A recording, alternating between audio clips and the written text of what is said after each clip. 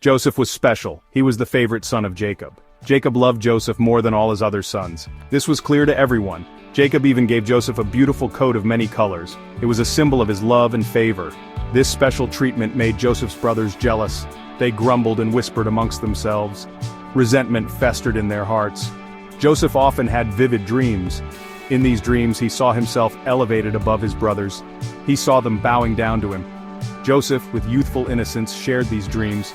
He did not understand the depth of their jealousy. His brothers saw these dreams as a threat, a claim to future dominance. Their anger grew with every word he spoke. One day, while tending their flocks, Joseph's brothers saw him approach from a distance.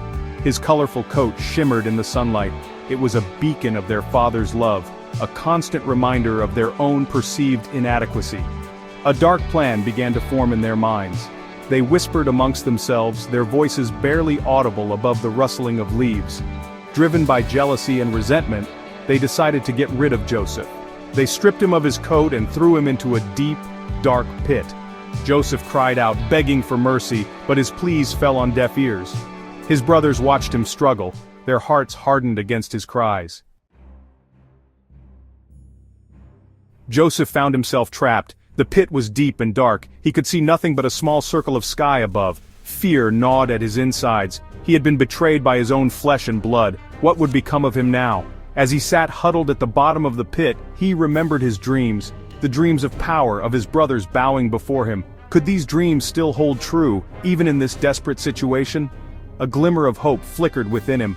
He clung to it like a lifeline. Meanwhile, above ground, Joseph's brothers debated his fate.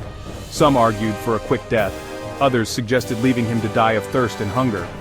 Just then, a caravan of merchants passed by, their camels laden with goods.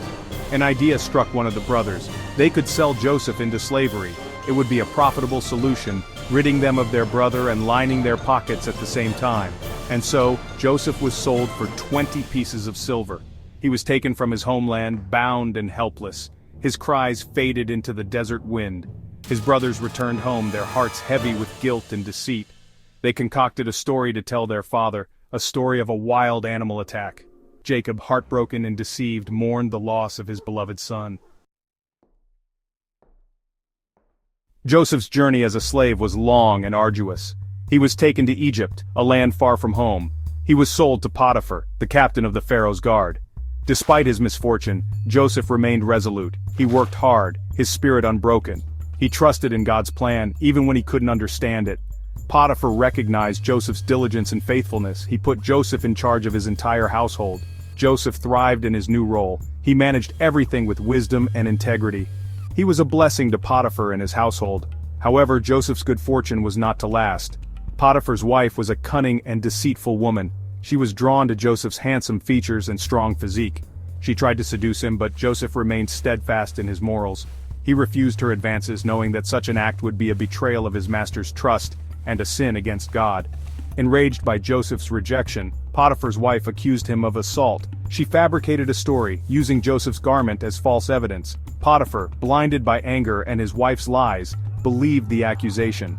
Joseph was thrown into prison, unjustly condemned.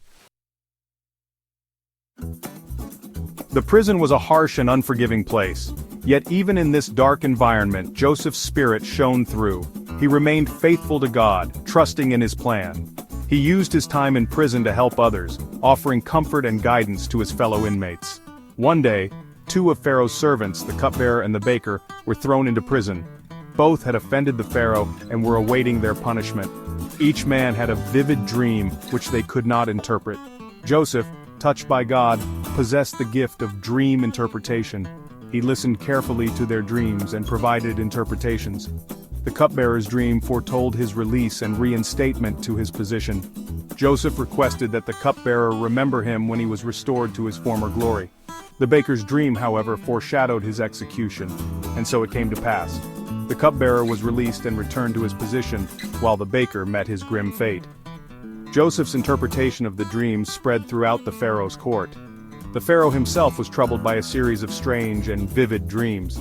He sought an interpretation, but none of his advisors could provide a satisfactory answer.